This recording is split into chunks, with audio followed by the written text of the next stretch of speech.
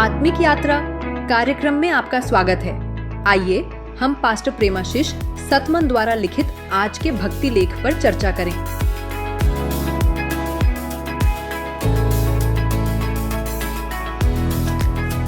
Praise the Lord. आज हम एक बहुत ही दिलचस्प और अहम विषय पर गहराई से बात करने वाले हैं। वो है परमेश्वर की तरफ से मिलने वाली धार्मिकता का उपहार। Praise the Lord. हाँ, ये एक ऐसा टॉपिक है जिस पर अक्सर थोड़ी गलतफहमी हो जाती है। बिल्कुल। हमारे पास पास्टर प्रेमाशीष सतमन का एक लेख है, परमेश्वर की धार्मिकता का उपहार, और इसमें शुरुआत में ही रोमियो 10:3 का जिक्र है। हाँ, वो कहता है क्योंकि वे परमेश्वर की धार्मिकता से अनजान होकर और अपनी धार्मिकता स्थापित करने का यत्न करके परमेश्वर की धार्मिकता के अधीन ना होए। यही तो, ये बात कई बार सोचने पर मजबूर करती है ना? मतलब हम सब अच्छा बनने की कोशिश तो करते ही है, सही काम करना चाहते हैं। हाँ, कोशिश तो रहती है, पर क्या वो काफी है? या जैसे यीशु पर विश्वास करने के बाद भी क्या हमें लगातार कुछ न कुछ करते रहना पड़ता है ताकि परमेश्वर की गुड बुक्स में रहे?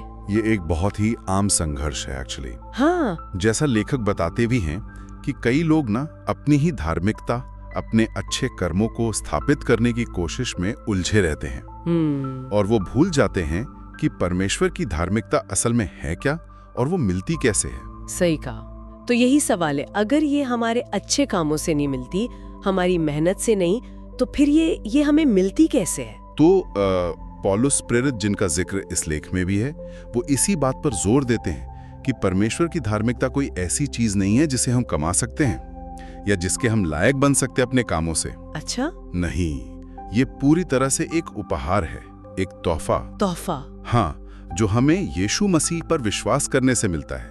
वो रोमियो 10:3 वाली बात यही तो है कि लोग अपनी कोशिशों में लगे हैं जबकि परमेश्वर ने इसे मुफ्त में देने का इंतजाम कर दिया है। लेखक ने इसे समझाने के लिए एक बहुत अच्छी मिसाल भी दी है, वो आईफोन वाली। हाँ, वो बढ़िया है। सोचिए, कोई आपको एकदम लेटेस्ट आईफोन दे, कहे ये लो, तोहफा है तुम्हारी तरफ से, बिल्कुल मुफ्त, और फिर कहे अच्छा ठीक है, अब बस हर महीने थोड़ी थोड़ी किश्तें चुकाते रहना। तो फिर वो तोहफा कहाँ रहा? वही तो, वो तो फिर एक तरह का सौदा हो गया ना, या लोन समझ लीजिए। बिल्कुल। परमेश्वर की धार्मिकता ऐसी नहीं है। ये बिना किसी शर्त के, बिना किसी हिडन कॉस्ट के एक सच्चा खरा उपहार है। एकदम सही। और यहाँ एक और गहरी बात है, तोहफा जब मिलता है तो उसकी कीमत देने वाला तय करता है, लेने वाला नहीं। हाँ, ये बात तो है। परमेश्वर ने इस धार्मिकता की कीमत चुकाई है यीशु के क्रूस पर, और ये तोहफा हमें तब भी मिलता है जब हम गलतियां कर बैठते हैं या कमजोर पड़ जाते हैं। अच्छा? मतलब हमारी गलतियों के बावजूद। हाँ, पास्टर सतमन यही स्पष्ट करते हैं कि यीशु के बलिदान के कारण हमारे सारे पाप, मतलब बीते हुए, आज के और आने वाले कल के भी, वो सब माफ कर दिए गए। सब? हाँ, सब। फिलिपियों 3:9 में पौलुस खुद यही लिखते हैं। वो कहते हैं कि उनकी अपनी धार्मिकता वो नहीं जो व्यवस्था मानने से आती है, बल्कि वो है जो मसीह पर विश्वास करने से मिलती है, परमेश्वर की ओर से। हाँ। ये खुद को बेहतर बनाने की कोशिश का रिजल्ट नहीं है। ये जानना, ये समझना कितना अद्भुत है।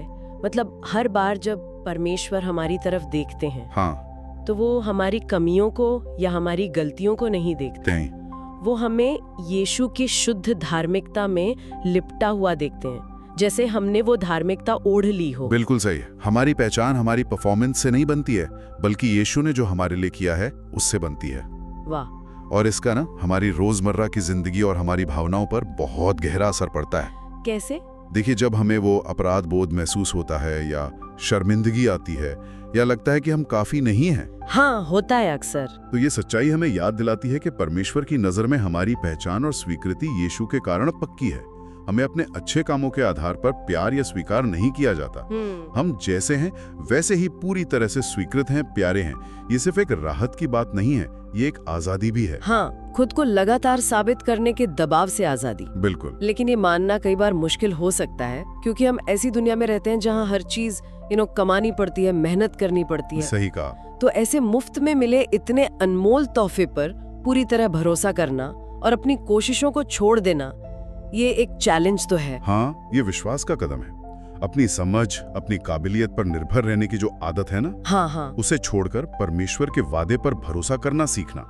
इस बात में आराम पाना कि हमारी धार्मिकता हमारे हाथ में नहीं बल्कि यीशु के हाथ में सुरक्षित है। तो मतलब निचोड़ ये है कि हमें अपनी मेहनत और कोशिशों से धार्मिक बनने का जो बोझ हमने उठाया हुआ है उसे उतार फेंकना है और परमेश्वर के दिए इस मुफ्त उपहार में जीना सीखना है, उसमें आराम करना सीखना है।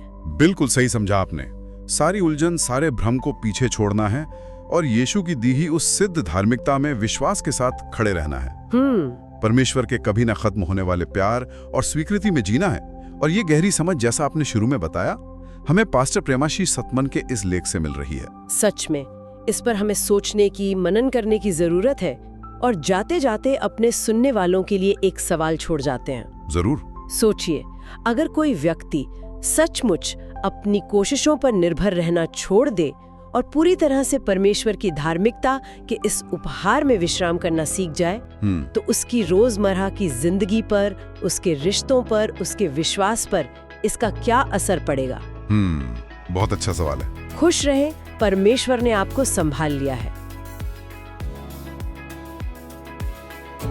आज आत्मिक यात्रा कार्यक्रम को सुनने के लिए धन्यवाद, जहां हम हर दिन परमेश्वर के वचन पर चर्चा करते हैं। अगर आज का कार्यक्रम आपके लिए आशीषकारी रहा हो तो इसे अपने परिवार और मित्रों के व्हाट्सएप ग्रुप में जरूर साझा करें। कल फिर मिलेंगे। धन्यवाद।